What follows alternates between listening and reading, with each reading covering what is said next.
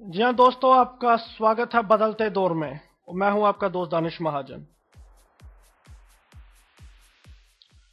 रविवार का दिन है और हम तैयार हैं एक और डिस्कशन जो कि आपके लिए बहुत इम्पोर्टेंट साबित होती है और होगी भी।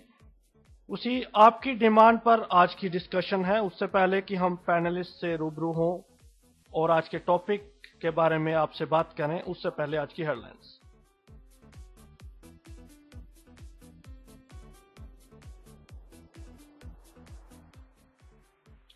पश्चिम बंगाल के गृह सचिव वासुदेव बनर्जी ने कहा, बर्धमान ब्लास्ट की होगी पूरी तरह जांच।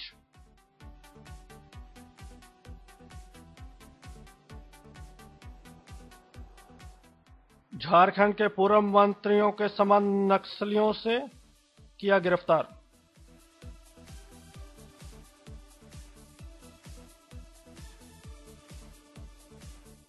आदित्य ठाकरे ने किया बीजेपी पर एक और बार कहा, बीजेपी महाराष्ट्र को बांटने की साजिश कर रही है।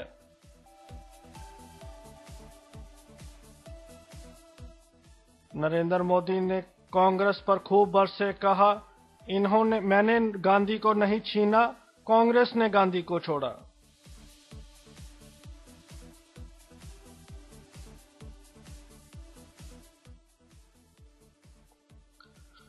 परवेज मुशर्रफ ने कहा, भारत पाकिस्तान के सबर को ना परखे, हो सकता है घातक भारत के लिए।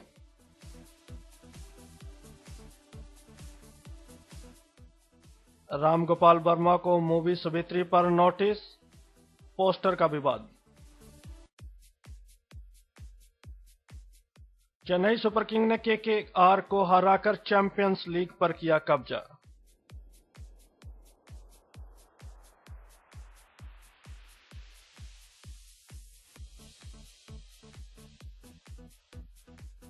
तो जी, हेडलाइंस के बाद आप सभी का फिर से स्वागत है। अब समय है आपको पैनलिस्ट से मिलाया जाए और आज के टॉपिक को स्टार्ट किया जाए।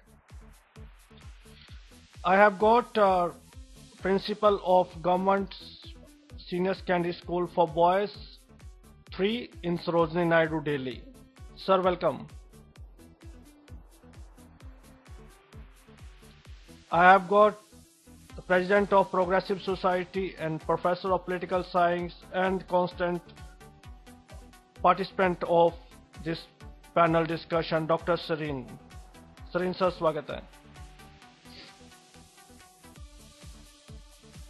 I have got Mr. Annabaram. He's a sociologist in Hyderabad University. Sir, welcome. Shortly we will join by Dr. Sangeeta, if we can contact with them. जी सरीन सर, सबसे पहले और आज का जो टॉपिक है लिसनर्स और आपको बता दिया जाए कि रेडियो उड़ान की स्काइप आईडी पर आप अपने सवाल हमारे एक्सपर्ट से कर सकते हैं। हमारी रेडियो स्काइप आईडी ऑन है। हमारी स्काइप आईडी RADIOUDAAN। आज का टॉपिक है इंटीग्रेटेड एजुकेशन और इंक्लूसिव एजुकेशन में डिफरेंस, इनकी एडवांटेज डिसएडवांटेज। ये टॉपिक लगभग 40 लोगों की डिमांड पर आज लिया गया है। सरीन सर, सबसे पहले हम जानना चाहेंगे कि इंटीग्रेशन एजुकेशन है क्या? देखिए, इंटीग्रेटेड एजुकेशन के लिए जो शब्दावली हिंदी में यूज की गई वो है समायोजित शिक्षा। अब प्रयास ये है कि कैसे विकलांग व्यक्ति को सकलांग व्यक्ति के साथ एक ही छत के नीचे शिक्षा दी जा सके ताकि वो मेन स्ट्रीम का जीवन की सामान्य धारा का हिस्सा बन पाए। ये इसका एक रूप सिंपली अगर खाली अर्थ जानना हो उस रूप में है। बाकी मेरा ये भी मानना है कि समन्वित शिक्षा के समायोजित शिक्षा के बाद समन्वित शिक्षा तक जो हम पहुंचे वो बहुत ही बारीक सी रेखा है अंतर की, और समन्वित शिक्षा का ज्यादा चर्चा भी अगर हम देख रहे हैं तो वो देख रहे हैं विशेषकर 1986 में के बाद से, जब से सर्व शिक्षा अभियान की चर्चा जो बहुत ज्यादा क्रूड रूप में दिखने लगती है आफ्टर 2006। तो मैं ये मानता हूँ ये केवल एक प्रयास है एक छत के नीचे विकलांग और सकलांग को लाने का। जी, तो अन्नावरम जी, हम आपसे जानना चाहते हैं, सरीन सर ने इंटीग्रेटेड एजुकेशन के बारे में बताया, अब हम आपसे जानना चाहते हैं कि इंक्लूसिव एजुकेशन कैसे इंटीग्रेटेड एजुकेशन से डिफरेंट है और क्या इंक्लूसिव एजुकेशन एक्चुअली है क्या? साहब ने तो पहले ही सूचित किया था कि दोनों के बीच में जो डिफरेंस है वो बहुत थिन लाइन है, इतना बड़ी डिफरेंस आपको दिखता नहीं है। 1990s के बाद ये मेरा कहना है, मेरा पर्सनल व्यू है, जब पहला ये 60s में आया था उस समय पे अपना कंसंट्रेशन सिर्फ यही था कि सकलांग और विकलांगों को एक ही छत पर लाया जाए। लेकिन ऐसा लगा 1990s के बाद, probably because of the world consultation, कि सिर्फ अपना बात सकलांग विकलांग का नहीं है, सब लोगों को एक छत पर लाया जाए।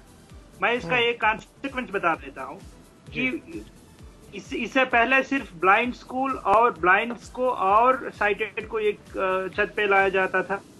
लेकिन 1990s के बाद या 2000 के बाद स्पेसिफिकली जब समन्वय शिक्षा की बात आई, सभी तरह का विकलांगों को भी एक छत पर लाना शुरू किया गया था। तो now you can find in states like Maharashtra, Tamil Nadu, Andhra Pradesh, schools running not only for visually challenged and sighted, but also schools run for visually, orthopedically, hearing handicapped and sighted under the same roof. So iska concept, the consequence of inclusive education, I think has gone beyond the purview, but I don't think it is only a difference of degree, not a difference of kind. Okay. जी, तो इसके बाद जी principal साहब आपसे हम जानना चाहेंगे कि जैसे हम इंटीग्रेटेड एजुकेशन की बात कर रहे हैं और इंक्लूसिव एजुकेशन की बात कर रहे हैं, तो इंडिया की अगर बात करें तो इंडिया में आपको क्या देखने को अभी रिसेंटली जो इस दशक में देखने को मिला है कि इंटीग्रेटेड एजुकेशन का जो अफेक्ट बढ़ा है, प्रभाव, इम्पैक्ट बढ़ा है, या इंक्लूसिव एजुकेशन का? मैं मेन मुद्दे पर आने से पहले मैं थोड़ा सा इसमें स्पष्ट कर दूं। Integrated and inclusive education is more or less same. There is not much difference in the both terms. यदि ये सब्जेक्ट होता कि segregated education और integrated education में प्रो और कॉन्स क्या है या इनके डिफरेंस क्या है, तो हम उस पर ज्यादा वाइडर टर्म्स में बात करते। मगर ये जो सब्जेक्ट है इंटीग्रेटेड, और ये जैसा मेरे प्रीडिसेसर्स ने बोला, मैं इनके साथ सहमत की बताते हुए ये बताना चाहता हूँ कि मोर और लेस सेम सब्जेक्ट है। इंटीग्रेटेड का आज जमाना थोड़ा सा खत्म हो गया, क्योंकि आज जब बात होती है इंक्लूसिव एजुकेशन में, जितने भी डिसेबल्ड चाइल्ड हैं या जिसको आज उसका दूसरा नाम दे दिया गया TWSN, children with special needs, उसमें सारी जो मल्टीपल डिसेबिलिटीज आ जाती हैं, चाहे ब्लाइंड है, डेफ है, डम है, उनको एक ही क्लास में एक ही छत के नीचे एक रिसोर्स टीचर के द्वारा उनको उनकी नीड के अनुसार, उनकी एबिलिटीज के अनुसार उनको पढ़ाया जा रहा है। और ये कॉन्सेप्ट काफी अच्छा है और अपने आप में सफल हो रहा है। हमारे दिल्ली में तो काफी स्कूलों में मैं देख रहा हूँ कि नॉर्मल बच्चों के साथ साथ दूसरी जो बच्चे हैं चिल्ड्रन विद स्पेशल नीड के अंतर्गत उनको लाया गया है, और उनके लिए अब हमारे यहाँ 900 स्पेशल एजुकेटेड टीचर्स रखे गए हैं, जिन्होंने कि डिफरेंट फील्ड में अपनी बीएड स्पेशलाइजेशन की है, और वो बच्चों को, ऐसे बच्चों के लिए टाइम देते हैं। मगर ये इतना काफी नहीं है, क्योंकि रिसोर्स टीचर्स के साथ साथ रिसोर्सेज का होना बहुत जरूरी है, और वो जब तक स्पेशल इनकी जो एबिलिटीज हैं, स्पेशल रिक्वायरमेंट्स हैं, उनको पूरा नहीं करेंगे तो ये कॉन्सेप्ट अपने आप में अधूरा रहेगा। क्योंकि इसके लिए जरूरी है रैंप का होना जरूरी है, टॉयलेट का होना जरूरी है, और ये जो अब हमारे स्कूलों में ये चीजें बनाई जा रही हैं, मगर थोड़ा सा टाइम लगेगा इसको सेटअप होने में और करने में, क्योंकि मेन स्ट्रीम में लाने के लिए एक डिसेबल्ड चाइल्ड को दूसरों के साथ लाने के लिए ये जरूरी है। मगर मैं ये समझता हूँ कि उसको एक स्टेज तक, 5th तक या मिडिल तक, उसको ये स्पेशल सेटअप में रखकर, खास करके जो ब्लाइंड आदमी है या डेफ एंड डम है, उनको यदि स्पेशल सेटअप में रखे और 9 से उनको इंक्लूसिव एजुकेशन के लिए भेजा जाता है, तो ये ज्यादा सफल होगा, क्योंकि वो इतना इंडिपेंडेंट हो जाएंगे, अपने आत्मसम्मान उनमें आ जाएगा कि वो अपने कमियों को जान सकते हैं और क्या उनकी नीड्स हैं उसको वो समझ सकते हैं। एक टीचर इतना एम्फसाइज नहीं कर सकता, यदि उसकी क्लास में 5 बच्चे हो गए अलग अलग कैटेगरी के और नॉर्मल बच्चे भी हैं, तो वो मैं नहीं समझता हूँ कि उनको ऊपर वो पूरा ध्यान दे सकता है, और जब तक स्पेशल रिसोर्सेज अवेलेबल ना हो। जी सरीन सर, आपसे हम जानना चाहेंगे, एक बड़ा इम्पोर्टेंट क्वेश्चन है यहाँ पे, हम उस पर बात करेंगे कि जैसे हम देखते हैं कि 2 तरह के लोग अब सोसाइटी में देखने को मिलते हैं। एक तरह के लोग हैं जो इंक्लूसिव एजुकेशन या फिर इंटीग्रेटेड एजुकेशन को बढ़ावा देते हैं, मोटिवेट करते हैं बच्चों को, और एक तरफ जो एक्सपीरियंस जो लोग स्पेशल स्कूल्स में काम करते हैं। तो एक डिबेटेबल इशू रहता है कि नहीं, ये पूरी तरीके से अभी कामयाब नहीं है इंटीग्रेटेड एजुकेशन या इंक्लूसिव एजुकेशन। तो एक्चुअली अगर ट्रू सेंस में देखा जाए विदाउट एनी पार्शियलिटी, तो वाकई में आपके व्यूज क्या रहेंगे? क्या रिसोर्सेज की हमारे पास या रिसोर्स टीचर हर जगह अवेलेबल है? क्या हम उसका बेनिफिट ले सकते हैं? देखिए, इसको सीधा ऐसे समझना शायद मुश्किल है। मेरी व्यक्तिगत राय में पहले तो हमें ये जानना चाहिए कि एजुकेशन में ऐसी कौन सी डिसेबिलिटीज हैं जिनको रियली प्रॉब्लम होती है। हाँ, to be very frank, ramp बना दिए जाए तो ऑर्थोपेडिकली हैंडीकैप किसी भी स्कूल में किसी भी तरह से चला जाएगा, उसके लिए कोई स्पेशल अरेंजमेंट की जरूरत नहीं है। So is the case with more और लेस physically चैलेंज और डिफरेंट नेचर। लेकिन जैसे ही आप आते हैं हियरिंग हैंडीकैप पे या विजुअली चैलेंज पे या मेंटली रिटार्डेड पे, ये 3 ऐसी कैटेगरीज हैं जिसमें आप कितना भी चाह लें, जब तक बेसिक कंसेप्ट क्लियर करने के लिए आपके पास सशक्त व्यक्ति नहीं है। मैं ये सो कॉल्ड रिसोर्स टीचर से जीरो कन्विंस्ड हूँ। तो मैंने अपने पदयात्रा में भी और डिफरेंट एक्सपीरियंसेस में देखा है। दिल्ली को छोड़ दीजिए, दिल्ली को बहुत मायनों में कई वो मॉडल मान के चला जाता है, लेकिन मैं मानता हूँ दिल्ली ना दिल्ली इंडिया है, ना बॉम्बे इंडिया, ना मद्रास इंडिया है, ना ही कलकत्ता इंडिया है। हम इंडिया में जाए और सोच क्या है, इंडिया में जाए तो समानवी शिक्षा लिए मेरे गांव का विकलांग गांव में ही पढ़ेगा। गांव का दृष्टिहीन गांव के स्कूल में जाएगा जहां 7 दिन में एक टीचर आएगा, 7 की हाजिरी लग पाएगा, तो क्या पढ़ेगा? वहां क्या रिसोर्स टीचर वाकई में आएगा? Is a question. मेरा बहुत गंभीर मानना है कि कम से कम प्राइमरी एजुकेशन तो निश्चित तौर पे सेपरेट स्कूल में देनी चाहिए, क्योंकि मैं इस चीज को भी मानता हूं कि सब कुछ के बावजूद विकलांग को स्वयं को विकलांग समझना समायोजन से पहले आवश्यक है। मुझ में क्या कमी है, तो उसके लिए मुझे कैसे तैयार होना है, इसके लिए कुछ सिरदर्दी लेगा समायोजित शिक्षा में। I have my all doubts. तो इसलिए मैं मानता हूं कि इस पहलू पे सीरियसली हो क्या रहा, हम नकल कर रहे हैं। मैंने साउथ अफ्रीका का जाके भी देखा है, वहां 2 प्रोविजन साथ साथ चल रहे हैं। अभी इंडिया में भी ऑलमोस्ट चल रहे हैं 2। कुछ लोग चर्चा कर रहे हैं आज होना चाहिए कि special schools as well as inclusive school, क्योंकि आप जब इकोनॉमिक स्टेटस नहीं उठा पाएंगे तो ज्यादातर तो विकलांग जो आ रहा है गरीब घर से आ रहा है, क्या उसको accessibility within the school मिल पा रही है, इज ए बिग क्वेश्चन।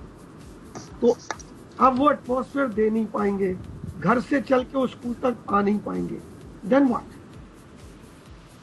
मैं इस पर इससे ज्यादा इसलिए नहीं कहूंगा कि लेट अदर्स से बात और आगे बढ़े। जी अन्नावरम सर, आपसे हम बात करेंगे, जैसे हमने बात की कि सभी डिसेबिलिटीज को एक रूप में लाने की कोशिश है, अंडर वन रूप ऑल द डिसेबिलिटी। तो आपको लगता है कि हमारे पास वाकई में एक टीचर है? क्योंकि अगर हम हैंडीकैप्ड की भी बात करें या ब्लाइंड की बात करें तो चलो मैनेज किया जाता है, कुछ स्कूल है, लेकिन जो डफ एंड डम है उनकी एजुकेशन बिल्कुल डिफरेंट है, साइन लैंग्वेज है और ब्रेल टोटली डिफरेंट है दोनों। और अगर हम बात करें मेंटली रिटायर्ड की, तो उनको भी पढ़ाना थोड़ा टफ है, वो अलग अलग है। तो एक छत के नीचे सभी को लाना और इतने काबिल टीचर्स होना, क्या आपको नहीं लगता ये सदा एक क्वेश्चन मार्क रहेगा और है कि इसका कोई बेनिफिट आपको लगता है कि हो सकता है?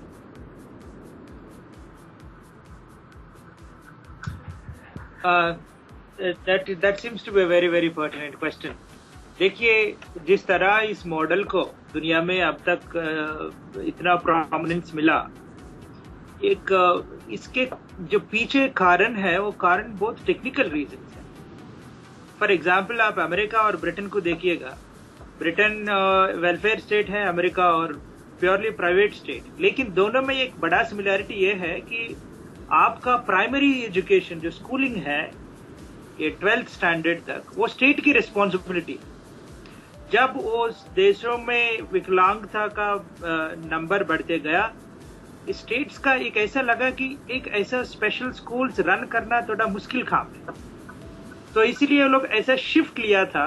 प्रोबेबली आफ्टर 1970s की इस बात बहुत बड़ी हुई थी कि नहीं, एक इंक्लूसिव और इंटीग्रेटेड, अब जो भी कहिए आप, इसको अडॉप्ट करना शुरू किया था। और 20-30 साल के बाद अपने जो ईस्ट में प्रॉब्लम आया, ये मिमिक करने के लिए कोशिश कर रहे हैं, उसी से यही कॉन्सिक्वेंस है कि सब लोगों को एक ग्रुप के अंदर लाया जाए। आप सही ने कहा कि अब ये देखिए, ऐसे एक वेरी सिंपल एग्जांपल, अगर विजुअली चैलेंज्ड और हियरिंग हैंडीकैप इम्पेयर्ड को एक क्लासरूम में जाइए, ले आइए। मैं इससे पहले एक बड़ी मल्टी इंटरनेशनल ऑर्गेनाइजेशन में काम किया था। मैं देखा उस समय पे जिस तरह हियरिंग इम्पेयर्ड लोगों का एजुकेशनल नीड्स और visually challenged educational needs are so different, बहुत अंतर है। वो लोगों का है कि सब बोर्ड पे सब देख सकते हैं, ये लोग तो बोर्ड पे नहीं देखेंगे, ये लोगों को ऑडियो चाहिए, वो लोगों को टेक्सचुअल चाहिए। So I think the idea itself is not only simply failed idea, this idea itself is absolutely unacceptable idea. मुझे नहीं लगता है कि आइडिया को कभी इम्प्लीमेंट कभी भी होगा। अगर आपको 4 रिसोर्स टीचर्स को भी लाया जाए, लेकिन हियरिंग इम्पेयर्ड, विजुअली चैलेंज्ड और अगर आप इसको अगर थोड़ा कॉम्प्लिकेट करना चाहेंगे तो और मेंटली रिटार्डेड चिल्ड्रन, ये सब लोगों को ले आइए और ये क्लासरूम में बिठाइए, ये होने वाला काम नहीं है। लेकिन लोग एक्सपेरिमेंट कर रहे हैं, पता नहीं एक्सपेरिमेंट कहाँ तक लीड करेंगे। लेकिन to me the idea of experimentation itself is not right. ऐसा नहीं करना चाहिए। That's a different story, whether integrated education और स्पेशल एजुकेशन क्या चाहिए, that can be a different debate.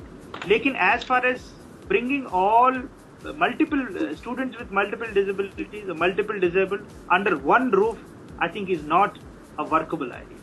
It's not workable. बिल्कुल सही बोल रहे हैं आप। प्रिंसिपल साहब, आपसे जानना चाहते हैं कि एक क्वेश्चन भी आपके लिए आए हैं और ये क्वेश्चन लगातार मुझे लिसनर सेंड कर रहे हैं। तो उनका ये सवाल है आपसे कि पहले आपने बताया कि इंटीग्रेटेड एजुकेशन और इंक्लूसिव एजुकेशन ऑलमोस्ट सेम है, तो उनका एक सवाल लिसनर का ये है कि अगर ये सेम है तो जब सुप्रीम कोर्ट ने राइट टू एजुकेशन एक्ट में 25% जो रिजर्वेशन दी सभी स्टूडेंट्स को, पुअर स्टूडेंट्स को, पुअर इकोनॉमिक बैकग्राउंड में, तो उनके डिसेबिलिटी फिर क्यों नहीं, डिसेबल लोगों को उसमें क्यों ऐड नहीं किया गया? और दूसरी बात, आप भी फेवर करते हैं इंक्लूसिव इंटीग्रेटेड एजुकेशन में, तो आपको नहीं लगता कि जो अन्ना बरम सर ने ये पॉइंट्स रखे हैं कि अगर हम सभी अलग अलग डिसेबल्स को एक ही रूप में रखें तो it's like a impossible task? नहीं, इसमें सर 2 चीजें हैं, मैं बताना चाहता हूँ। ये जो पहले जो लिसनर्स ने क्वेश्चन उठाया है, ये जो रिजर्वेशन है 25%, ये EWS के लिए, इकोनॉमिकली वीकर सेक्शंस। तो उसमें डिसेबल्ड बच्चे को तो जो हमारा एक्ट 1995 है वो ही कहता है कि इनको सामान्य बच्चों के तरह ही एजुकेशन दिया जाए और सामान्य स्कूलों में ज्यादा से ज्यादा बच्चों को एडजस्ट किया जाए। तो वहाँ रिजर्वेशन की बात नहीं है। इवन हमारी यूनिवर्सिटीज में, कॉलेजेस में हैंडीकैप के लिए रिजर्वेशन है। स्कूलों में, पब्लिक स्कूलों में हमारे बच्चे पढ़ रहे हैं और ये यदि समझा जरूरी है तो इसमें भी 1 या 2% रिजर्वेशन हो सकती है उसके लिए हमारी एसोसिएशन यदि बात करें तो वो उसको सफलता प्राप्त की जा सकती है। मैं इनके बालन साहब की बात से आने से पहले मैं ये कहना चाहता हूं कि हम सब कुछ प्राप्त कर सकते हैं यदि एटीट्यूड पॉजिटिव है। यदि एटीट्यूड हमारी सोसाइटी में, जिसको चेंज करने में टाइम लग रहा है, एजेस लग जाएंगी, वो एटीट्यूड चेंज होगा। क्योंकि मैं एक ऑप्टिमिस्टिक आदमी हूँ और मैं समझता हूँ कि मैं जहां तक अपनी बात करता हूँ, मैं 72 से इंटीग्रेटेड एटमॉस्फेयर में हूँ। क्योंकि हम ब्लाइंड रीफ एसोसिएशन में रहते थे, हॉस्टल में रहते थे। 8वीं के बाद हम 9th 10th 11th में जंगपुरा एक सीनियर सेकेंडरी स्कूल है उसमें जाते थे और मेरे से पहले भी जा रहे थे और शायद it was the last batch of our who went to that school. उसके बाद और बहुत अच्छे रिजल्ट रहे और हम लोग कल्चरल प्रोग्राम्स में दूसरे स्कूलों में भी जाके पार्टिसिपेट करते थे। उस समय स्पोर्ट्स का इतना वो था नहीं, इसलिए ब्लाइंड आदमी नहीं करते थे।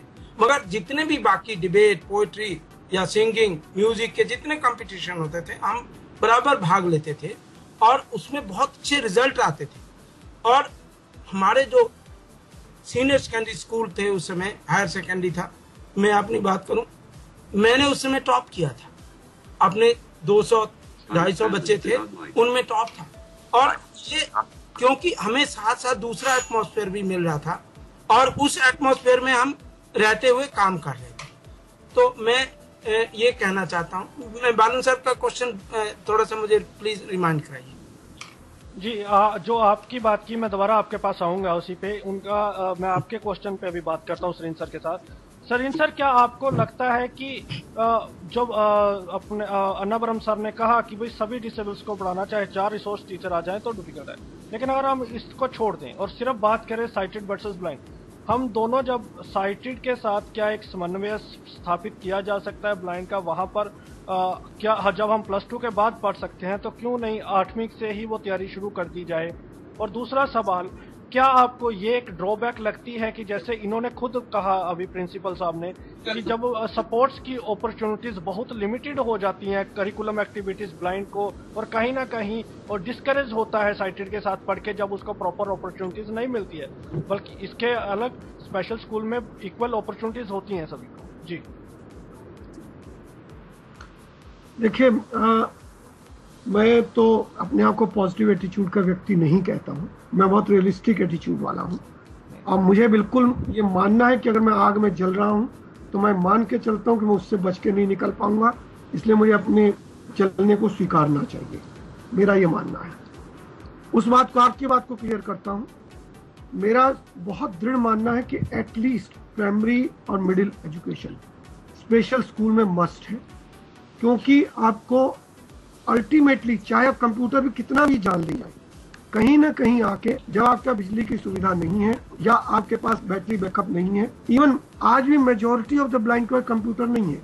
हम ये जो कुछ कंप्यूटर यूज कर रहे हैं, कभी अपने आप को आंकें तो हम इंडिया का शायद 1% पॉपुलेशन होंगे ब्लाइंड की। उस हालत में ब्रेल इज अ मस्ट। अब ब्रेल सिखाइएगा कहाँ? क्या इंटीग्रेटेड एजुकेशन में कायदे से ब्रेल सिखा पा रहे हैं?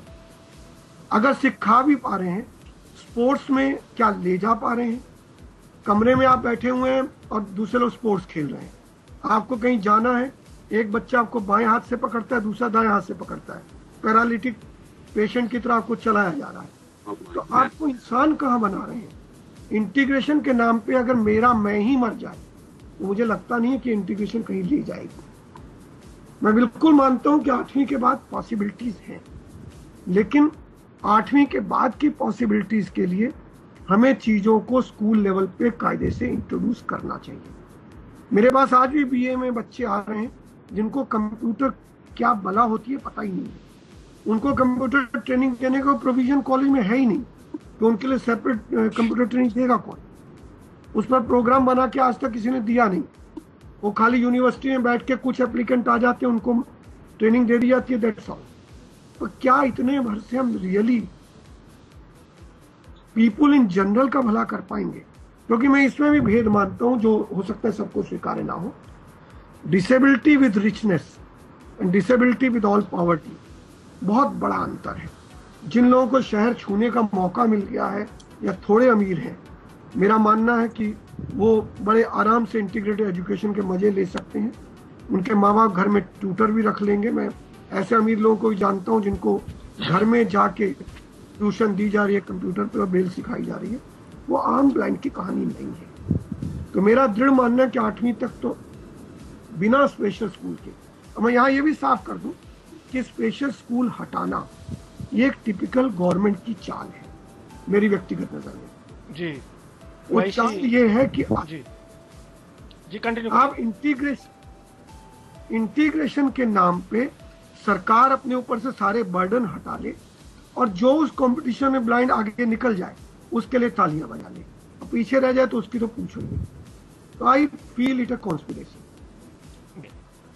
अब अन्नावरम सर, आपसे ये बात सरीन सर ने अब ओपन की है तो इस पे भी हम बात करना चाहेंगे। बहरहाल एक सुजेशन दिया है एक लिसनर ने कि प्लीज आप ब्रेल के ऊपर भी एक डिस्कशन कीजिए। जी, आपका सुजेशन ले लिया गया है। श्योरली मैं इसको कोशिश करेंगे हम ब्रेल के ऊपर भी एक पूरी डिस्कशन लाने की। जी अन्नावरम सर, हम बात करें अभी सरीन सर के पॉइंट से ही मैं पॉइंट को लेता हूँ, और ये एक चाल वाली जो बात आई है, आखिर क्या रीजंस हैं जब इतने ड्रॉबैक हैं इंटीग्रेटेड एजुकेशन के, जब आप बता रहे हैं इंक्लूसिव एजुकेशन के स्पेशली, तो क्या रीजंस है? हमारे समाज के ही लोग उसे मोटिवेट कर रहे हैं, लोगों को स्पीच दे रहे हैं, इंस्पायर कर रहे हैं, तो क्या रीजंस हैं फिर इन चीजों को आगे बढ़ाने का? क्या ये अपने पर्सनल कुछ बेनिफिट्स को लेकर है, या क्या आपकी क्या विचार है इसके ऊपर?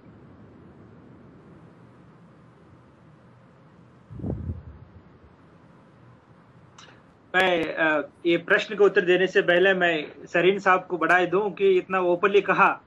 ये ओपनली कहने के लिए भी आपको इतना ब्रॉड हार्ट चाहिए कि इंटीग्रेटेड और स्पेशल एजुकेशन की जो बीच में अंतर है, सिर्फ ये इंटीग्रेटेड अंतर की नहीं है, मुझे लगता है कि ये पॉवर्टी और रिचनेस की भी है। मैं तो ये कहना थोड़ी ब्रेव स्टेप है, मैं उनके साथ पूरी तरह से सहमत हूँ। जी, आप जो बात बताया सही है, लेकिन देखिए मुझे ये भी लगता है, मेरा ये again it comes my observation for the last 25 odd years और सो, कि जो अर्बन एरियाज में अबाउट सर्टेन क्लासेस पेरेंट्स ये नहीं चाहते कि वो लोगों का बेटा या बेटी ब्लाइंड स्कूल पे जाए और ब्लाइंड के साथ पढ़े। ये हार्ड ट्रूथ है। इसीलिए मैं ये कह रहा हूँ, हैदराबाद में ऐसा 2-3 एक जगह है, वहां पे एक ब्लाइंड स्कूल है, उसी जगह में with in 1 or 2 kilometre radius पे 2-3 पब्लिक स्कूल है। जो ऐसा पेरेंट्स है वो लोगों को पता है कि यहाँ पे इंग्लिश मीडियम है, ये स्कूल भी इंग्लिश मीडियम स्कूल है, 150 लोग वहां पे पढ़ रहे हैं, फिर भी वो लोगों को बच्चियों और बच्चों लोगों को ले गया और वो लोगों को ज्वाइन कर रहे थे और अभी भी करते हैं कि पब्लिक स्कूल। अगर आप वो लोगों से बात किया जाए तो आपको बताएंगे कि नहीं, मेरा चाइल्ड को मैं ब्लाइंड की तरफ नहीं देखना चाहता हूँ, तो इसलिए मैं चाहता हूँ कि मेरा बेटा और बेटी जाए और साइटेड लोगों के बीच में बैठे और वो लोगों के बीच में बैठे। तो ये एक ऐसी तरह का स्टिग्मा है जो आपको फैमिली से ही आएगी। ये स्टिग्मा जब पेरेंट्स से आता है, automatically the stigma is inherited by the children also. जब एक ब्लाइंड बच्चा, आप विजुअली चैलेंज्ड स्टूडेंट अगर कोई इंक्लूसिव एजुकेशन में पढ़ते हैं और आगे बढ़ते हैं, उसके बाद ये भी चाहते हैं कि जिस तरह आइडियोलॉजिकली वो ब्रॉटअप किया गया, पाला गया, और ये भी चाहते हैं कि ये सोशली स्प्रेड हो। This is one of the reasons why you find on many public stages, your observation is 110% correct, that these people go out and talk in favor of the inclusive education. ये लोग चाहते हैं कि this is one way of, वो बहुत कारण है, I think we may not go in a public debate about it. We know how they operate. Just Braille का भी आप चर्चा करेंगे, मुझे लगता है कि अगले 10-15 मिनट में। मुझे लगता है कि this is one way of an ideological fight within the community. ये लोग fortunately or unfortunately जो inclusive education के बारे में और in favor of बात करते हैं, यही लोग हैं जिन लोगों को पब्लिक स्टेज भी ज्यादा मिलती है, क्योंकि सरकार भी यही करना चाहते हैं। तो इसीलिए वो लोगों की बात थोड़ा दूर जाती है, और it also becomes louder, and it is becoming louder and louder because these are the people who are in support of the state. तो इसीलिए कि लेकिन बहुत मेजॉरिटी लोग हैं वो स्पेशल एजुकेशन के बारे में फाइट करना चाहेंगे, लेकिन वो लोगों का आवाज आती ही नहीं है बड़ा, क्योंकि स्टेट का सपोर्ट मिलता है। जी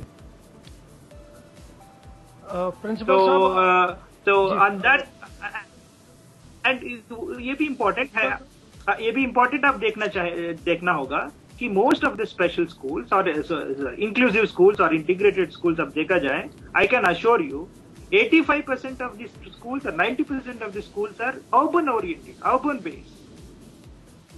तो इसीलिए कोई मुझे आश्चर्य नहीं होता है ये लोगों की बात बहुत लाउड होती है और पब्लिक फोरम्स पे इसको सुनाई जाए। जी तो लगातार मेरे पास प्रश्न आ रहे हैं, मैं इस पे आऊंगा। प्रिंसिपल साहब, आपसे जानना चाहते हैं कि क्या PWD एक्ट में कोई प्रोविजन है इंटीग्रेटेड एजुकेशन को मोटिवेट करने के लिए, या वहां से भी कोई उस एक्ट में भी कोई प्रोविजन है इंटीग्रेटेड एजुकेशन को लेके? नहीं सर, इसमें तो कोई डाउट नहीं है। जो 95 में एक्ट पास किया गया है, इसमें पूरी तरह से इंटीग्रेटेड एजुकेशन को बढ़ाने के लिए पूरा जोर दिया गया है। मगर मैं एक चीज कहना चाह रहा था, अपने अन्नावरन साहब ने जो बात कही है, शरीफ साहब ने जो कहा है, उससे थोड़ा सा मैं हटकर बात कहना चाहता हूँ। गवर्नमेंट स्पेशल स्कूल्स को बंद नहीं कर रही। मेरा जो अनुभव रहा है, हम ब्लाइंड लीफ एसोसिएशन में या और स्कूलों के बारे में जाता हूँ, उन्होंने दूसरे एसोसिएशंस ने जहां से इंटीग्रेटेड एजुकेशन चल रही थी, उन्होंने उसके रास्ते खुद बंद कर दिए। 77 में ब्लाइंड लीफ एसोसिएशन ने 9th क्लास वहीं शुरू कर दी, 9th से 12th। इसी प्रकार उस समय 70s में महारानी झांसी बाई स्कूल में बच्चे पढ़ने के लिए जाते थे, और फिर वहां भी 10th तक अंदर ही कर दिया गया। किंग्सवे कैंप जो कि गवर्नमेंट स्कूल था, आशा ये की जाती थी कि ज्यादा से ज्यादा बच्चों को सामान्य शिक्षा के स्कूलों में इंटीग्रेटेड वे में भेजा जाए। मगर मुझे नहीं पता, मैं इसके बारे में ज्यादा नहीं कहूंगा क्या ऐसी परिस्थितियां आ गई कि उनको स्पेशल सेटअप में ही रख दिया, और 12th के बाद एकदम फिर ओपन हो गया, यूनिवर्सिटी में जा रहे हैं। तो ये एक लोगों का थोड़ा सा भ्रम है। गवर्नमेंट के साथ साथ जितने भी ऑर्गेनाइजेशंस हैं, उनको ये चाहिए कि इस तरह के जो सेटअप को आगे बढ़ाएं, और जो मेंटली रिटार्डेड बच्चे हैं, इनकी वाकई प्रॉब्लम है। ये भी डिपेंड करता है कितनी सीवियर उसमें रिटार्डेशन है या कितनी सीवियर डिसेबिलिटी है। उसके हिसाब से उसके ऐसे कुछ डिसेबिलिटीज हैं जहां स्पेशल सेटअप होना बहुत जरूरी है। उनको एक सामान्य शिक्षा, सामान्य स्कूल में, इंटीग्रेटेड स्कूल में नहीं रखा जा सकता है। उनके लिए सेग्रीगेटेड एटमॉस्फेयर या स्पेशल इंस्टीट्यूशंस का होना जरूरी है। और इसमें जो स्पेशल एजुकेशन सेटअप है, उसमें उनको एजुकेशन के साथ साथ ऐसे प्रोफेशनल्स में लाया जाए ताकि वो आगे चलकर अपने पैरों पर खड़े हो सके। जी सरीन सर, आपके लिए क्वेश्चन आया है, और ये पहली बार ये लिसनर हमारे साथ जुड़े हैं, तो आपका इस्तकबाल है सर। ये सवाल है सरीन सर आपसे कि ये जानना चाहते हैं कि अगर बिगनिंग से किसी बच्चे को हम स्कूल में डाल देते हैं इंटीग्रेटेड एजुकेशन में, तो इनको लगता है कि वो बच्चा अपनी पर्सनैलिटी डेवलप नहीं कर पाएगा किसी भी एंगल से, और कहीं ना कहीं हो सकता है उसको अपनी लाइफ में पछतावा रहे। तो इस पर वो आपके विचार चाहते हैं। इंटरेस्टिंग सवाल है, और शायद थोड़ा सा ओवर जनरलाइजेशन भी है, क्योंकि मेरा मानना है कि आदमी कोई कंकड़ पत्थर नहीं है, he is a human being. इतना जरूर फर्क है कि वो सुपीरियोरिटी कॉम्प्लेक्स का शिकार जरूर हो जाता है, क्योंकि ब्लाइंड के बीच में रहा नहीं है, तो वो ब्लाइंड को एक इंफीरियोरिटी आउटलुक से देखना शुरू करता है। ये एक बहुत बड़ा कड़वा सच है। मैं बहुत लोगों को जानता हूं, बहुत लोगों के साथ मुझे इंटरेक्ट करने का मौका मिला है, जनरली उनमें एक टिपिकल फीलिंग है कि जो एजुकेशन हमने पाली वो ब्लाइंड स्कूल में रह के कोई पा नहीं सकता, जबकि मुझे ऐसा बिल्कुल नहीं लगता। मैं इससे बिल्कुल कन्विंस नहीं हूँ। मैं एनएबी के स्टूडेंट्स के बच्चों को भी देखता हूँ जो स्कूल में रहते हैं और बाहर पढ़ने जाते हैं, उनके भी मैनरिज्म्स को मैंने बहुत क्लोजली वॉच किया है। वो भी कहीं ना कहीं सुपीरियरिटी कॉम्प्लेक्स के शिकार मिलते हैं। उन्हें बहुत कम लोग ऐसे हैं जो ब्लाइंड में मिक्सअप होना चाहते हैं, या अगर होना भी चाहते हैं ब्लाइंड को कंपेरेटिवली कमतर रखते हैं। तो ये सुपीरियरिटी कॉम्प्लेक्स का शिकार होना एक पर्सनैलिटी का टिपिकल नेगेटिव ट्रेट है। अगर पर्सनैलिटी इन एंटायरिटी देखी जाए तो हम जब मन से बैलेंस्ड नहीं है, तन से खाली बैलेंस्ड हो जाएं या एक क्लास कॉन्शियस हो जाएं, लेकिन मन हमारा वहीं का वहीं टिपिकल अटका रहे कि मैं साइटेड के साथ पढ़ा और तुम ब्लाइंड के साथ पढ़े, तो मुझे लगता है that can not be a balanced personality जी। और उसके शिकार हम देखते हैं हमारे बहुत सारे नेता लोग भी हैं जो जगह आपको स्पष्ट करते हैं, उनमें भी समस्या है कि ब्लाइंड ऐसा करता है जी। और जब ब्लाइंड होके कहते हैं ब्लाइंड ऐसा करता है, तो कहीं आप अपने आप सेग्रीगेट करके कह रहे हैं मैं ऐसा नहीं करता। अंतर तो ब्लाइंड में होगा, लेकिन ये कहने की नौबत क्यों आए कि फला ऐसा करता फला ऐसा नहीं करता जी। और आई थिंक हमारे साथ डॉक्टर संगीता भी जुड़ गई हैं। मैम आपका स्वागत है। If you are able to hear me. और जी काफी नए लिसनर्स आज जुड़ रहे हैं। Thank you so much everybody for joining us. Anavaram sir आपके लिए एक स्पेशल क्वेश्चन आया है। ये आपसे जानना चाहते हैं कि चलो हम 1 मिनट के लिए मान लेते हैं कि बच्चा स्पेशल स्कूल में है, और हम ये भी मान लेते हैं कि बच्चे को एक रिसोर्स टीचर भी दे दिया जाता है। क्या आपको लगता है कि वो रिसोर्स टीचर वाकई में उसको नॉलेज है, वाकई वो एक रिसोर्स टीचर साबित होता है?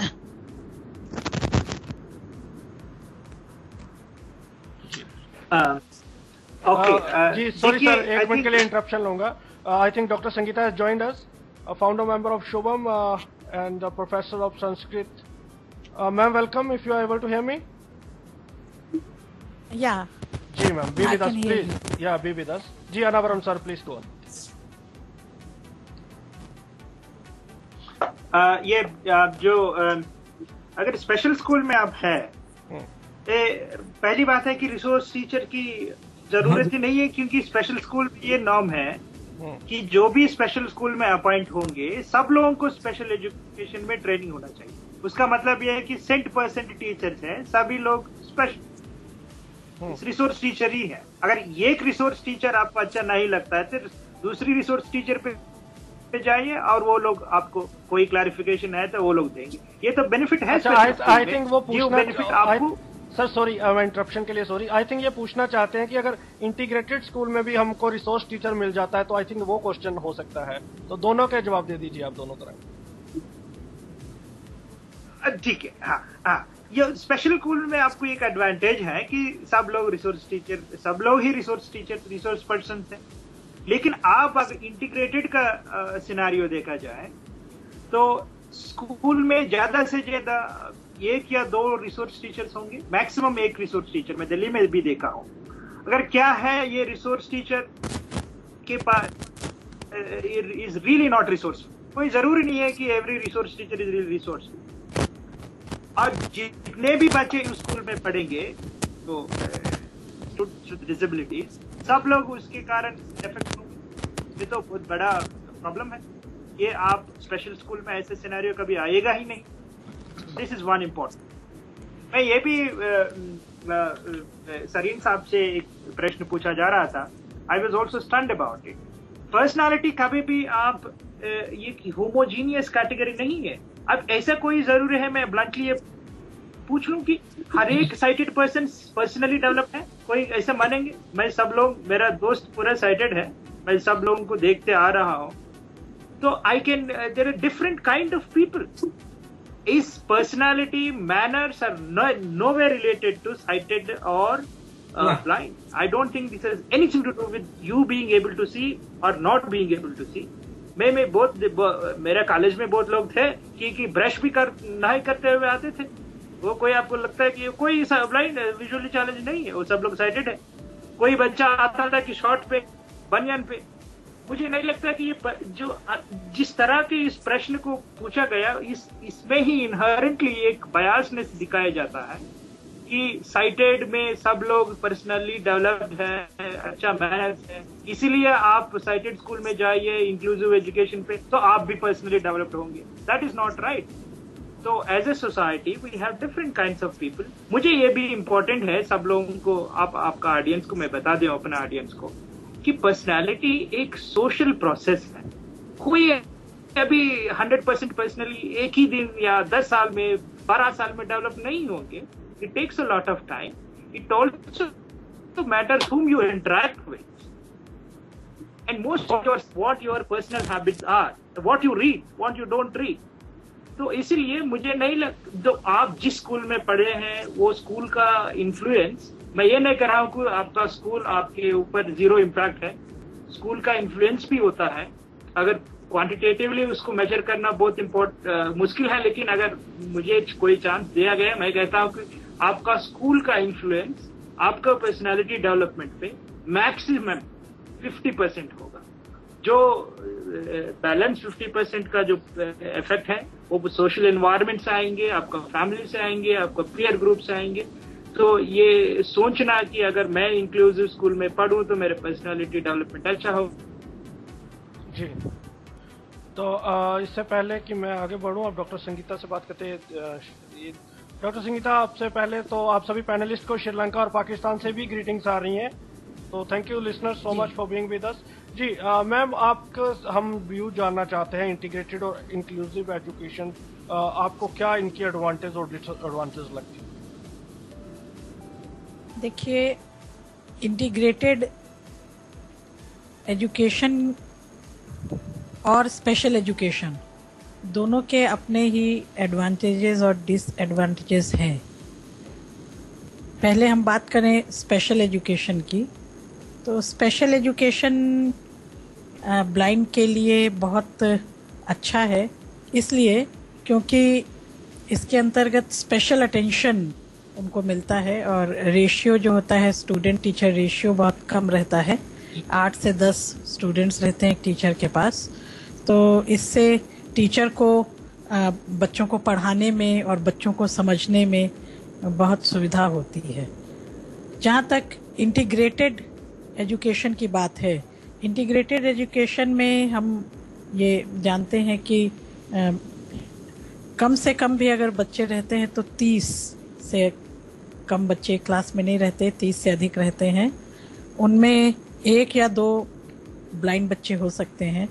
ऐसी स्थिति में जब पूरी क्लास को लेके टीचर को चलना होता है इंटीग्रेटेड एजुकेशन में, तो वहाँ पर कहीं ना कहीं हमारे जो ब्लाइंड बच्चे हैं उनकी जो ग्रास्पिंग स्किल्स हैं या टीचर की जो बताने की जो उनको पढ़ाने की जो स्किल्स हैं उनमें कहीं ना कहीं पूरी तरह से दक्षता नहीं होने से बच्चों की लर्निंग जो है वो दुष्प्रभावित हो जाती है।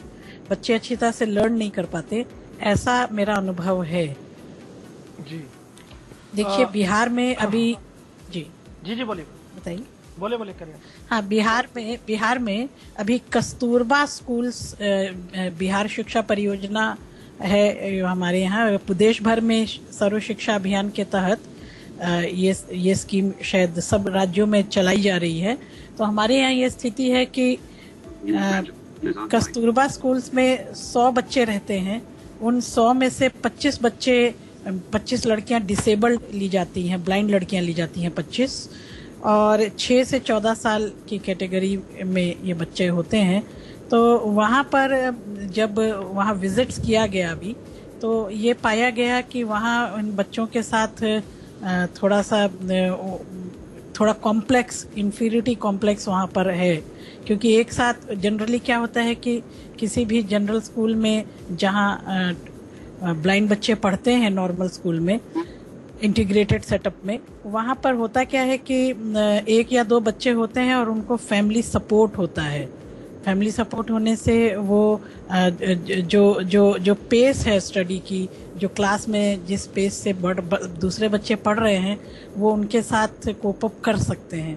लेकिन कस्तूरबा में टोटली डिफरेंट पिक्चर है, क्योंकि यहाँ ऐसी बच्चियाँ हैं जिनके पेरेंट्स जो हैं उनका एजुकेशनली वो लोग बैकवर्ड हैं, उनका जो है वो उस तरह से है नहीं, उनको सपोर्ट पेरेंट्स का नहीं मिलना है। हॉस्टल में ही साइटेड बच्चों के साथ ब्लाइंड बच्चों को 25 बच्चों को रहना है। ऐसी स्थिति में ये पाया गया है कि उनके अंदर जो डेवलपमेंट है वो बहुत कम है। कारण कई कारण हैं कि जो मैंने पहले बताया कि एक तो टीचर्स जो हैं वो पूरी तरह से ट्रेंड नहीं है, रिसोर्स टीचर हैं उनके लिए अलग से, लेकिन उनकी जो स्किल्स हैं बच्चों के ग्रास्प करने की या बच्चों को सिखाने की, टीचर्स की जो स्किल है वो पूरी तरह से डेवलप नहीं है। दूसरी बात यह है कि रिसोर्सेज हमारे यहाँ पूरे नहीं है। जो रिसोर्सेज चाहिए, जैसे जो इक्विपमेंट चाहिए या डिवाइसेस चाहिए, वो सारे उपलब्ध नहीं है, जिसकी वजह से ये देखा जा रहा है कि एक ही क्लास में जब ब्लाइंड और साइटेड बच्चे एक साथ पढ़ रहे हैं तो वहाँ पर साइटेड बच्चे थोड़ा फास्ट रहती है उनकी लर्निंग, और जो हमारे डिसेबल्ड ब्लाइंड बच्चे हैं वो पीछे छूट रहे हैं, ऐसा लगता है। तो ऐसे में उनकी जो पर्सनैलिटी है, उनका जो व्यक्तित्व है, वो शुरू से ही जो है वो थोड़ी उनको एक कॉम्प्लेक्स आ जाता है, उनके मन में एक हीन भावना आती है, जिससे वे बच्चे जो हैं वो उनके अंदर, उनके व्यक्तित्व में जो कुछ भी उनके अंदर जो क्वालिटीज़ हैं, जो गुण हैं, उनको पूरी तरह से हम निखार नहीं पाते हैं। ये स्थिति मैं देखती हूँ कि ओवरऑल मतलब पूरे देश में ये स्थिति बनी हुई है। जी, और हमारे साथ डॉक्टर इंद्रजीत जुड़ना चाहते हैं, लेकिन हम माफ़ी चाहते हैं सर, अब हम सिर्फ लास्ट राउंड में हैं, तो आप हमें टेक्स्ट ही कर सकते हैं।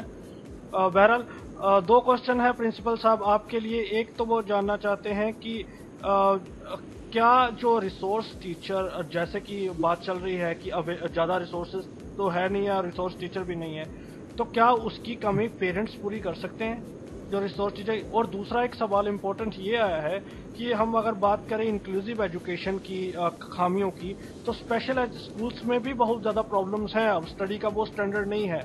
तो इस बहरहाल में कहीं क्या हम पेसिमिस्टिक हैं?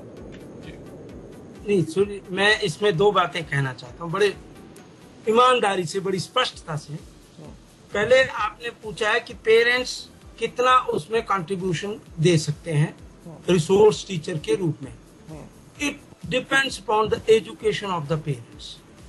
स्कूल का कॉन्सेप्ट इसीलिए बना है कि स्कूल में बच्चे का ऑल राउंड डेवलपमेंट हो, और उसी के लिए रिसोर्स टीचर होता है।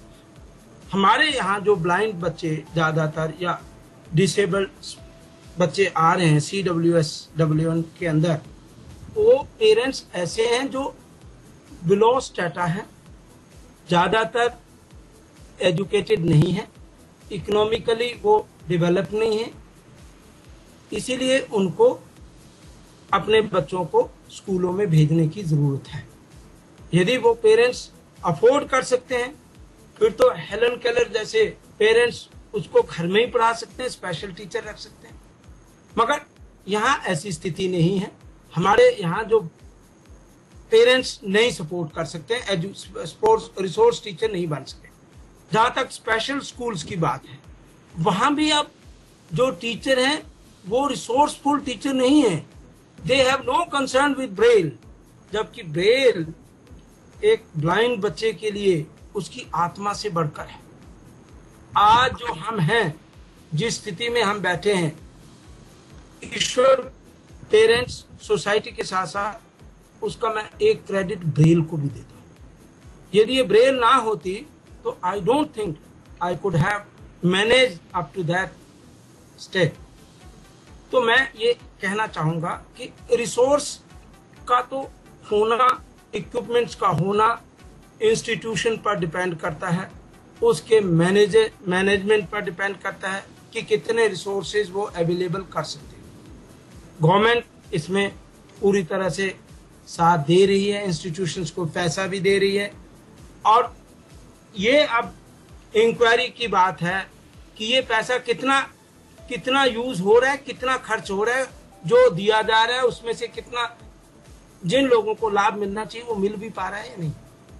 रिसोर्स टीचर जो है उसको सभी तरह से फिट होना जरूरी है, क्योंकि उसके पास खाली ब्लाइंड बच्चा ही नहीं आ रहा है, उसके पास डेफ बच्चा भी आ रहा है, उसके पास मेंटली रिटार्डेड भी आ रहा है, फिजिकली चैलेंज बच्चे आ रहे हैं। तो उसको इस तरह की ट्रेनिंग बीएड में कोर्सेज पेपर्स होने चाहिए। यूनिवर्सिटी अथॉरिटीज को या गवर्नमेंट को इस बात का ध्यान रखना होगा कि इस रिसोर्स टीचर्स को बनाने से पहले उसको फुल्ली इक्विप किया जाए, फुल्ली ट्रेंड किया जाए, ताकि वो इन बच्चों को मेन स्ट्रीम में लाने में पूरी सक्षमता दिखा सके। जी, तो अभी हमारे पास क्लोजिंग कमेंट का समय है और मैं 2-2 मिनट हमारे पास सभी के पास है कि आप जो क्वेश्चन मैं नहीं भी कवर कर पाया हूं तो आप इंडिपेंडेंट व्यूज अपने रख सकते हैं जो आप सोचते हैं इस टॉपिक को लेके। बहरहाल एक छोटा सा क्वेश्चन सरीन से आपके closing comment.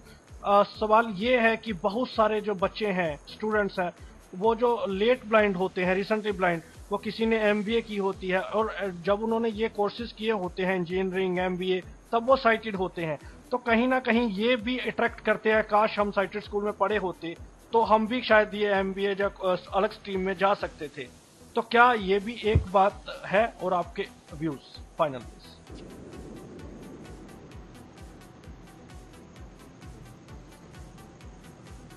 I think Sareen sir is not. Sareen sir आप हैं हमारे साथ? जी, Anavaram sir please take this question. Thank you.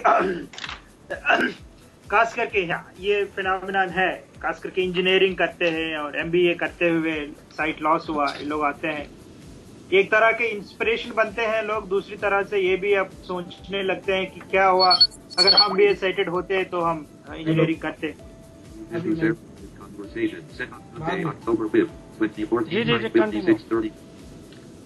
And मुझे लगता है कि वो that was the days, those were the days gone by, कि अभी आप टोटली ब्लाइंड है और आप स्कूल में भी पढ़े हैं तो अभी भी लोग हैं एमबीए कर रहे हैं, इंजीनियरिंग भी कर रहे हैं। अब मैं एक बताना चाहता हूँ श्रोताओं के लिए कि आंध्र प्रदेश में अब इंजीनियरिंग हाईकोर्ट में जाना पड़ा हमको 4 साल से पहले। अब ये विजुअली चैलेंज्ड, अगर इस स्कूल में आप पढ़े हैं या ब्रेल हो या इंक्लूसिव स्कूल है, आप you are even eligible to apply for an engineering. मुझे लगता है कि इस मेडिसिन छोड़ के now every visually challenged is almost eligible to all the courses. There may be high hiccups, but I think the scenario has changed. Whether one studies in a special school or integrated school, that hardly makes any difference. मेरा conclusion, अगर मेरा closing remarks अगर कहना चाहें, I think this is one of my personal strong beliefs. Anybody who doesn't know Braille but is a visually challenged is an illiterate. This applies even to those who become blind in between, because the moment you lose your sight, you are no longer have access to the scripts, and anybody who doesn't have an access to the script is equally illiterate because you don't know any script. बस बहुत लोग हैं, मैं ये romanticise नहीं कर रहा हूँ कि जिसने स्पेशल स्कूल में पढ़े हैं वो सब लोग ब्रेल जानते हैं, ये नहीं, मैं नहीं कर रहा हूँ। Almost even 40% of the students visually challenged who study in special schools, even they don't know the Braille. I consider even them to be illiterate. तो इसलिए मेरा कहना यह है कि जो ब्रेल नहीं मानते हैं, नहीं जानते हैं, वो लोग इलिटरेट हैं। इसीलिए कि ये it's not about the education, I think it is about the scripts. अगर इस जो बीच in the recent times at least there is this argument कि क्यों अगर आप फर्स्ट क्लास में ही कंप्यूटर दे दीजिए, पहले से ही कंप्यूटर को सिखा दीजिए। आई डोंट थिंक कंप्यूटर सीखना दूसरी बात है। अब अगर आप साइटेड लोगों को देखिए, अनावरम सर आपके पॉइंट मिल गया। मैं I am running short of time, मैं इस डिस्कशन पे आऊंगा ब्रेल के साथ अगली डिस्कशंस में, फिर आपसे बात करेंगे। डॉक्टर संगीता आपके लिए 9 प्रश्न है लेकिन मैं कवर नहीं कर पाऊंगा, आपके सिर्फ 1 मिनट है आपके पास। क्या ब्लाइंड को ज्यादा अटेंशन चाहिए साइटेड के कंपैरेटिवली, और आपके क्लोजिंग कमेंट 1 मिनट पे प्लीज। जी, मैं अभी हम लोगों ने इंक्लूसिव सेटअप को भी देख लिया और स्पेशल इन्वायरमेंट को भी देख लिया है। तो इन दोनों को देखने के बाद मेरा जो निष्कर्ष है, मुझे ये लगता है कि एक ऐसा सेटअप डेवलप होना चाहिए स्कूल जो ब्लाइंड के लिए होना चाहिए या किसी भी डिसेबल्ड के लिए, जिसमें उनके लिए पूरे संसाधन हो, उनके लिए टीचर्स पूरे फुल्ली इक्विप्ड होने चाहिए, रिसोर्सफुल होने चाहिए, नॉलेजेबल होने चाहिए, और साथ ही क्योंकि इंक्लूजन भी जरूरी है, इसलिए हाफ के ही रेशियो में कम से कम साइटेड बच्चे अगर हों तो मुझे लगता है ज़्यादा अटेंशन ब्लाइंड को मिलेगी, और साथ ही साथ उनका जो है एक इंक्लूसिव इन्वायरमेंट में डेवलपमेंट भी हो सकेगा। ऐसा सेटअप बिल्कुल मुझे नहीं लगता है कि ठीक है जहाँ 1-2 बच्चे हैं बिल्कुल छोटी क्लासेस में। क्लास 6 के बाद हमको लगता है कि आप इंक्लूसिव सेटअप में 1-2 बच्चों को डाल सकते हैं क्लास में, 40 बच्चों की क्लास में, लेकिन अप टू क्लास 5 ऐसा होना चाहिए कि हाफ कम से कम हो, और बच्चों को ब्लाइंड को ज्यादा अटेंशन देते हुए उनका इंक्लूजन साइटेड के साथ होना चाहिए, मुझे ऐसा लगता है। जी प्रिंसिपल साहब, आपके क्लोजिंग कमेंट। सलीम सर भी हमारे साथ जुड़ गए हैं, उनकी कॉल डिस्कनेक्ट हो गई थी पहले। जी प्रिंसिपल साहब। मैं जैसा कि कल मोदी जी को सुन रहा था, उन्होंने इस बात को माना कि जो एबल बच्चे हैं, जितने भी हमारे डिसेबल बच्चे हैं, ये पेरेंट्स के साथ साथ पूरे राष्ट्र की रिस्पॉन्सिबिलिटी है। इसमें गवर्नमेंट, एनजीओ या जो भी ये इंस्टीट्यूशंस में काम कर रहे हैं, उनको इन स्पेशल बच्चों के प्रति विशेष सिंपैथेटिक एटीट्यूड रखना होगा, रिसोर्सेज की उपलब्धता करानी होगी, एटीट्यूड लोगों का जो कि एक नेगेटिव या स्टीरियोटाइप एटीट्यूड है उसमें चेंज करना होगा। जो लेट ब्लाइंड हो रहे हैं उनको स्पेशली देखना होगा, और उनके लिए जो एक सेटअप में उनको रख के कुछ दिन की ट्रेनिंग देके और इस तरह का जो इन्वायरमेंट देना पड़ेगा कि समाज की मुख्य धारा में वो अपने आप को अलग थलग ना सके। और इसके साथ ही मैं लास्टली ये कहना चाहता हूँ कि हमें सबको मिलकर इस बड़ी चुनौती को फेस करना होगा, और अपने अपने ढंग से अपने एग्जाम्पल सेट करते हुए समाज में, इंस्टीट्यूशंस में लोगों को अपने साथ चलने के लिए बाध्य करना होगा। Thank you very much. Salim sir. Sir मैं तो क्लोजिंग कमेंट के रूप में अगर आप चाहें तो मैं बहुत सिंपल सा ये मानता हूँ कि ब्लाइंड की ब्लाइंडनेस या किसी डिसेबल्ड की डिसेबिलिटी, वो उसे एक्सेप्ट करना जरूरी है। आप खाली ये कह दें कि मेन स्ट्रीमिंग से सब कुछ हो जाएगा, मुझे ऐसा लगता नहीं है। एक लेवल बहुत जरूरी है जहां मैं जो कुछ हूं वो मानना पड़े। एक्सेप्टेबिलिटी हमेशा जरूरी है, चाहे लिटरेचर ब्लाइंड हो चाहे तो ब्लाइंड बाय बर्थ। वो तो है सरीन साहब, सब लोग मानकर चल रहे हैं कि हमारी प्रॉब्लम है। क्लोजिंग कमेंट कंप्लीट करना जी। और मेरी ये दृढ़ मान्यता है कि आज तक कोई भी सरकार ईमानदारी से डिसेबिलिटी की प्रॉब्लम के लिए कहीं सीरियस नहीं है, चाहे वो किसी की भी सरकार हो। क्योंकि मन की बात सुन रहा था मोदी जी की भी, वो स्पोर्ट्स तक बात करके रह गए। उनको मानव ह्यूमन रिसोर्स लगता नहीं है ब्लाइंड या डिसेबल्ड। मेरा मानना है कि डिसेबल्ड को एक सक्रिय ह्यूमन रिसोर्स बनाने के लिए उसकी डिसेबिलिटी स्वीकार कराते हुए तब मेन स्ट्रीमिंग करेंगे तो शायद सही मायने में वो नेशन के काम आएगा। तो टारगेट यही है कि हम ह्यूमन रिसोर्स है तो नेशन के काम आए, नहीं काम आए, अलग थलग पड़ गए या कॉम्प्लेक्स के शिकार हो गए इंटीग्रेशन के नाम पे, तो शायद हम कहीं के नहीं रहेंगे और ज्यादा तिरस्कृत हो जाएंगे। जी सॉरी फॉर इंटरप्शन। मैं ये कहना चाहता हूँ कि आज जो हम हैं ना जी, चाहे कोई भी गवर्नमेंट पोस्ट पर हैं, इसमें हमारे संविधान को, हमारी सरकारों को श्रेय देना ही पड़ेगा। चाहे कोर्ट्स को दें या पार्लियामेंट को दें जिन्होंने एक्ट पास किए, जो रिजर्वेशन लागू किए, तो इस दिशा में हमें ये मानना पड़ेगा कि सरकारों ने प्रयास किए हैं। वो भले ही प्रयास थोड़े कम रहे हैं, मगर ये नहीं कह सकते कि सरकार। चलो हम अभी बात करेंगे इस पे कि गवर्नमेंट के क्या नीतियां रही ब्लाइंड को लेके फ्रॉम द बिगिनिंग। सर एक लास्ट पर कहना चाहूंगा कि गवर्नमेंट ने कुछ भी किया है तभी किया जब हम खुद क्रांति के लिए आगे आए, वरना कुछ नहीं। जी हम इस पे आएंगे। Thank you so much everybody for joining me. and we'll see you in next Sunday. Thank you so much, everybody. Okay. Thank you.